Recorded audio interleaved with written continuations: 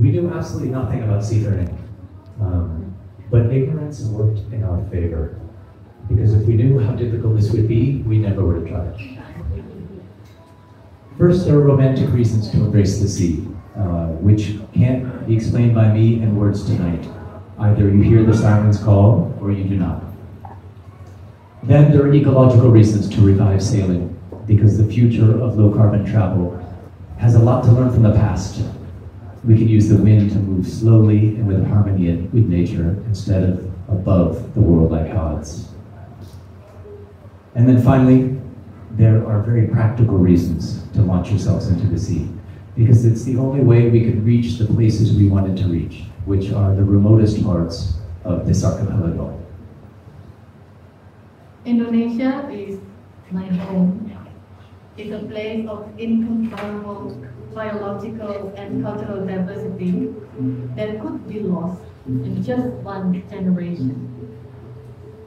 Because we are a nation of islands in a age of rising seas.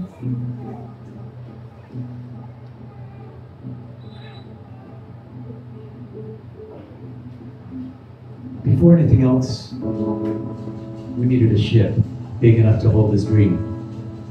And this ship had to be light enough to sail on the wind, but heavy enough to carry a big sound system, and also needed to be a comfortable home for 6 to 8 crew without shaking each other.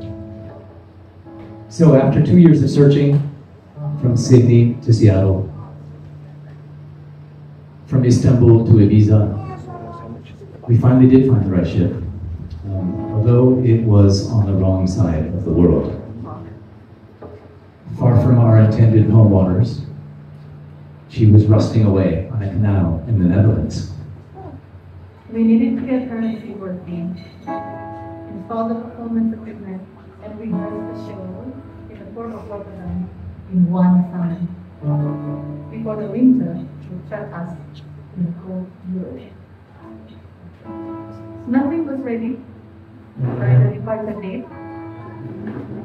The ship, the performance, or us, but we left anyway, flushed with the tide into the North Sea.